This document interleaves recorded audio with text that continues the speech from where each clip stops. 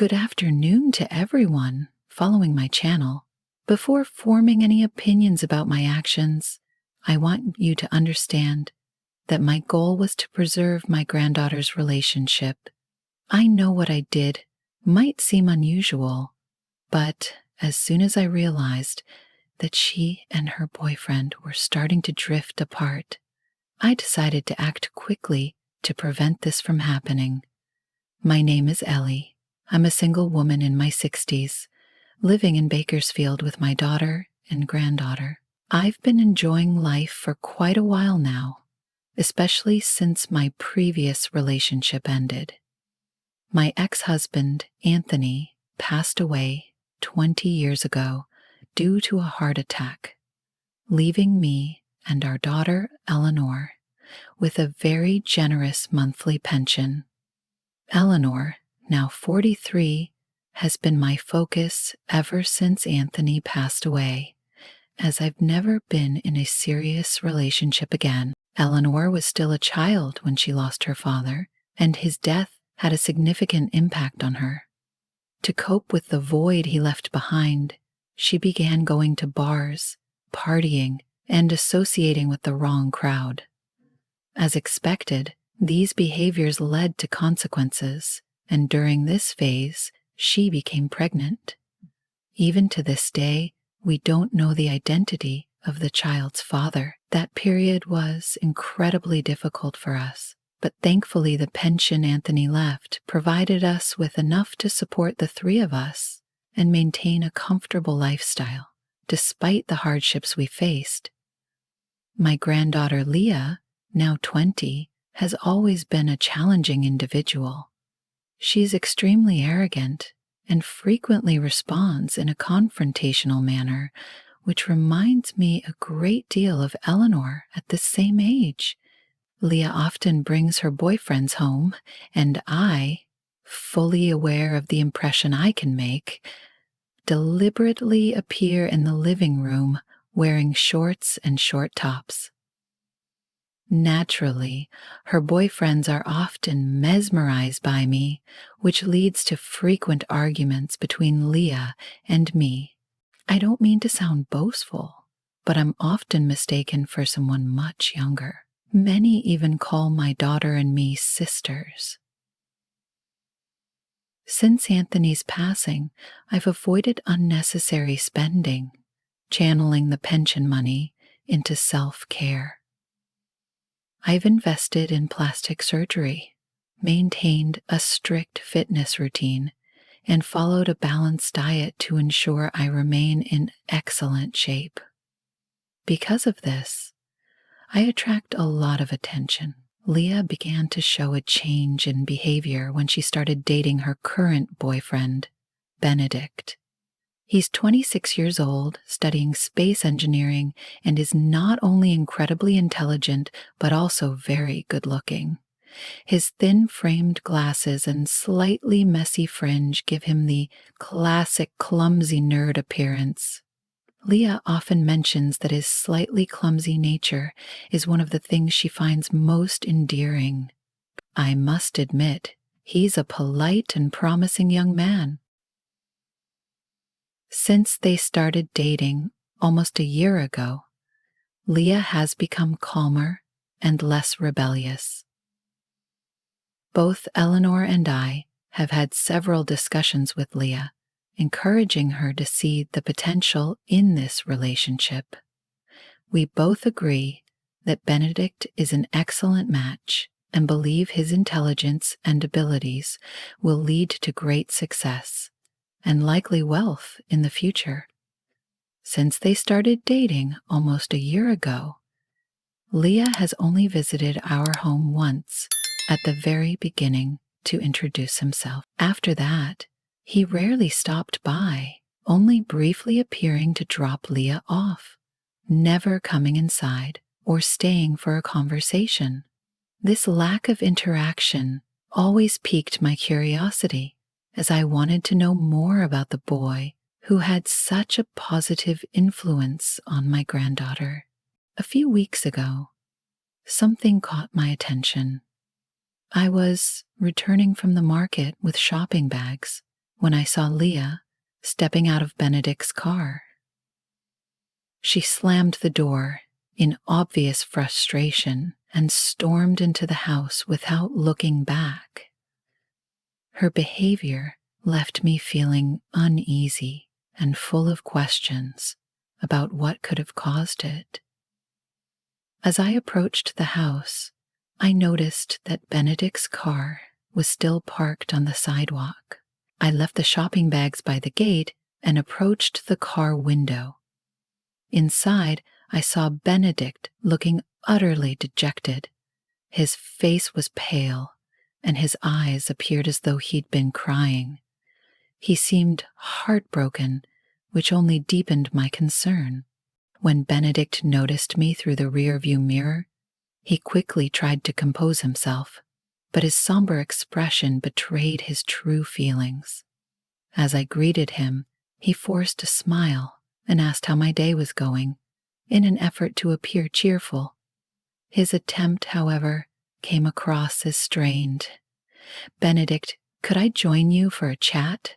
I asked, my tone conveying the seriousness of my concern. He agreed without hesitation, and as soon as I got into the car, I could sense the depth of his despair. "I'm trying to improve, but I feel like I'm not living up to her standards. It's putting a strain on us, and it makes me feel inadequate," he admitted with frustration in his voice. He went on to describe a heated argument in which Leah called him a dick, which deeply hurt him and only heightened his insecurities. "I often feel nervous and anxious, worried that I'll disappoint her," he added, his sadness apparent. These pressures, along with their frequent arguments, were only increasing his feelings of insecurity. Benedict then confided that although he deeply loves Leah, his lack of experience with other women has made maintaining the relationship difficult. "I truly love her, but it's been so hard to manage all of this," he concluded, his words filled with despair. Hearing his words, I couldn't help but feel a mix of compassion and concern for how much this situation was affecting his self-esteem and their relationship dynamics. At that moment, an idea began to take shape in my mind. I was determined to secure my granddaughter's future with Benedict. Leah isn't particularly patient, and if she decides to end things with him, it won't take long before she ends up with an unkempt and unsuitable man. I was aware of Benedict's potential, but felt he needed a bit of guidance. Looking at him seriously, I said, "I can assist you, but you'll need to be open to some flexibility. If you are truly committed to keeping this relationship and making Leah happy, we have to take action." He seemed puzzled and asked, "Flexible? What do you mean?" I replied directly and clearly, "Benedict, I want to help you build confidence and develop your abilities. If you're serious about maintaining your relationship with Leah, I can mentor and guide you." He stared at me in astonishment, remaining silent, so I continued, "Listen, Benedict, I know this might seem unexpected, but it's straightforward. If I help you improve your skills and boost your self-assurance, my granddaughter will be more content and your relationship will be smoother and free from conflict." Still surprising, Benedict didn't say anything, so I elaborated further. I explained that to evaluate what he was dealing with, he needed to kiss me. This was necessary for me to assess his technique and see how he handled himself. Hesitantly, Benedict leaned in and kissed me, but the kiss was awkward and lacked enthusiasm. I encouraged him, saying, "Benedict, kiss me with more passion as though I were a delicious roast chicken. To my astonishment, the change was instant. He began kissing me with much more intensity and desire, making the experience far more engaging and promising. This gave me a clearer picture of his potential and the areas that still needed work. The kiss was truly remarkable.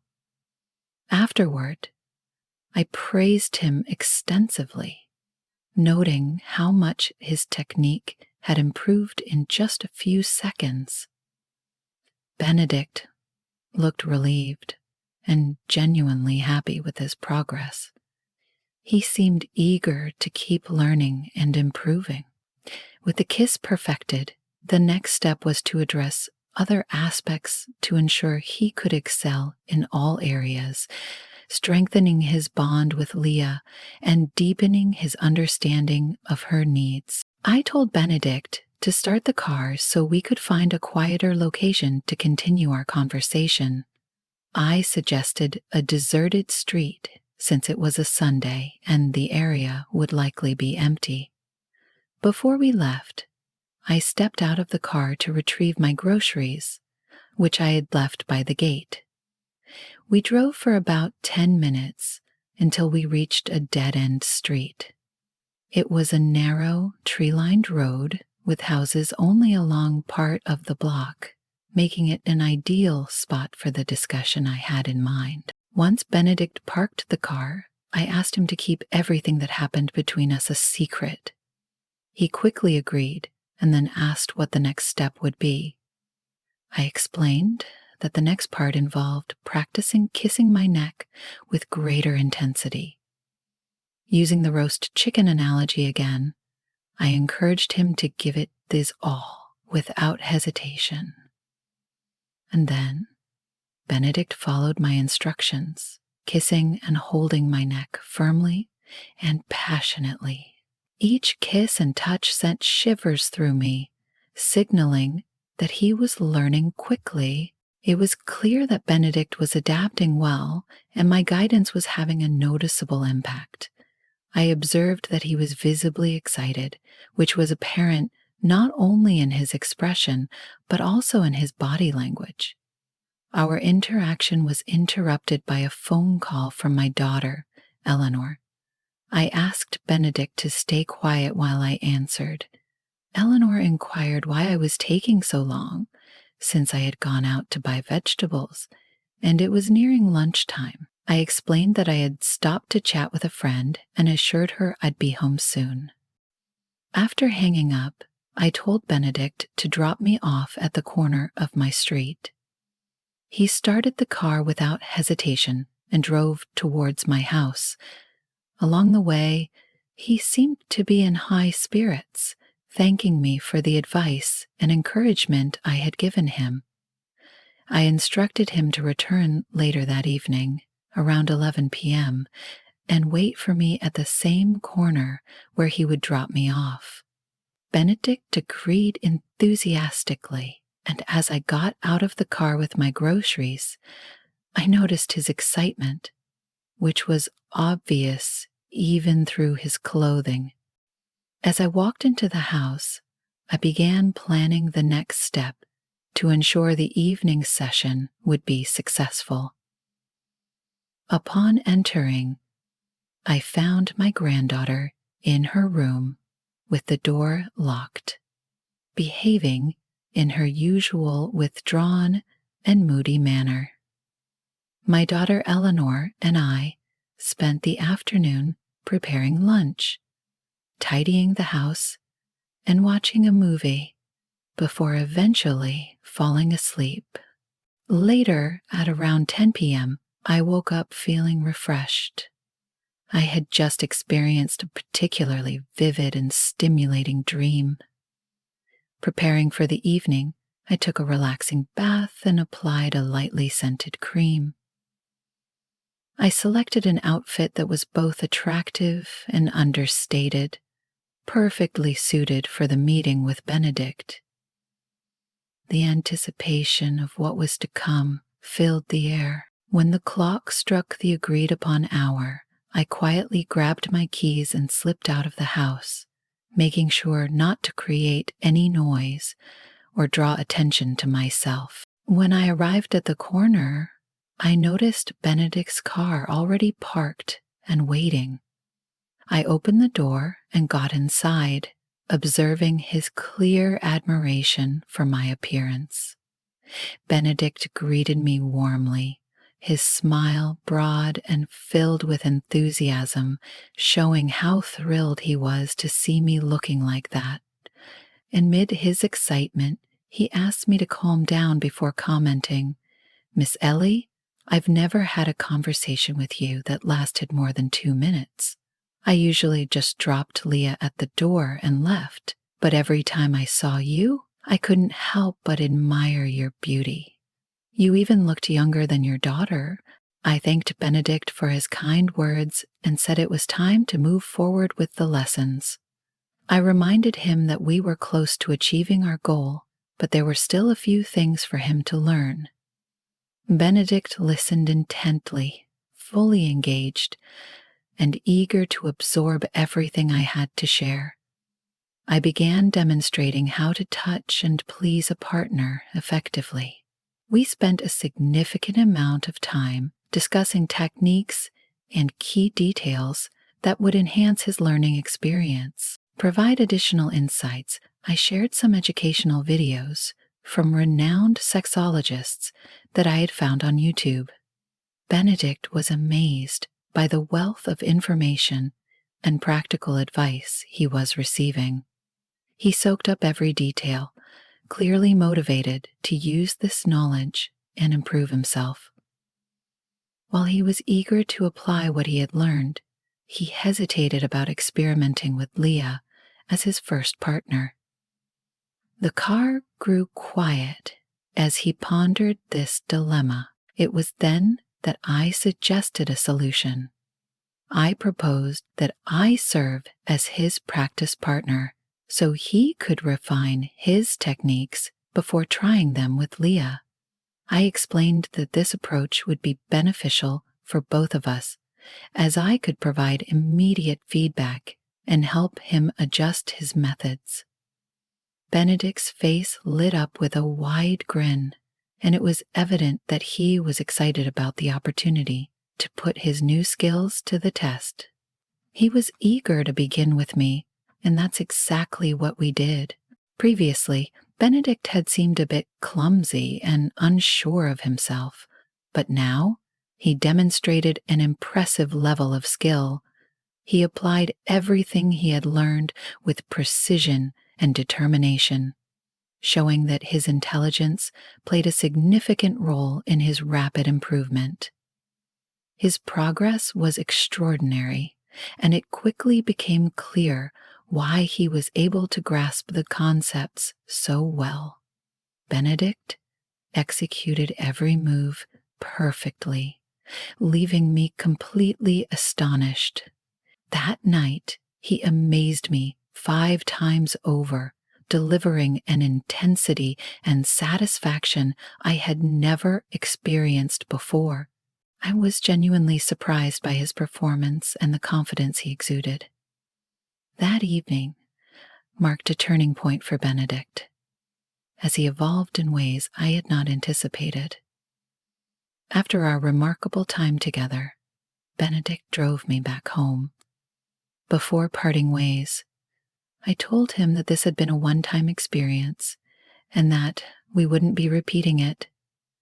I explained that my only intention was to help him prepare for a successful future with my granddaughter. Benedict, visibly elated, expressed his heartfelt gratitude.